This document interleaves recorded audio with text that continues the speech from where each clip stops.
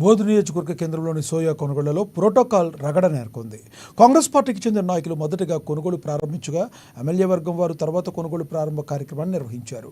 ముందుగా వ్యవసాయ market committee chairman Boddu Gangaiah, PSS chairman Prashanth, director ఆధ్వర్యంలో సోయా కొనుగోలును ప్రారంభించగా తర్వాత ఎమ్మెల్యే అనిల్ జాదవ్ తన అనుచరులతో కలిసి అడిషనల్ కలెక్టర్, మార్కెట్ డిఎం, డీసీఓలతో కలిసి మరోసారి కొనుగోలు ప్రారంభించారు. దీంతో ఇరు వర్గాల తగాదాలతో అధికారులు పట్టుకున్నారు.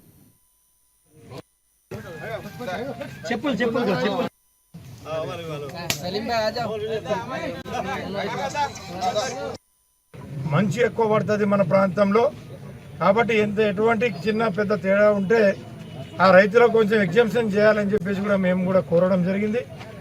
అధికారులు కూడా సానుకూలంగా స్పందించి సీసీ అధికారులు కూడా వాళ్ళందరూ పాల్గొన్నారు.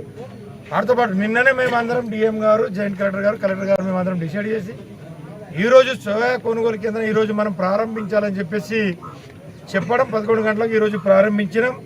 ఏదైతే 4,890 రూపాయలు ధర నిర్ణయించడం జరిగింది.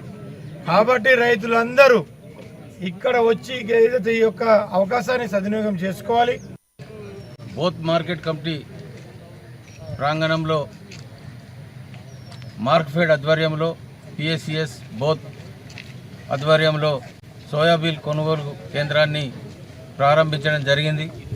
ఎందుకొరకంటే కాంగ్రెస్ పార్టీ ఎప్పుడు కూడా రైతుల పక్షాన ఉండి పోరాటాలు చేసిన పార్టీ కాబట్టి రైతులు పండించిన పంటను మరి ఎక్కడనో చేన్లలో మరి ఇక్కడ పడిగాపులు కాసి మరి పంట పూర్తిగా చేన్లకెళ్ళి వచ్చిందంటేనే కొనుగోలు చేయాలనే ఉద్దేశంతో మన గౌరవ ముఖ్యమంత్రి రేవంత్ రెడ్డి గారు మరి ఈరోజు నిన్ననే కలెక్టర్ గారి సమావేశంలో మాకు చెప్పడం జరిగింది.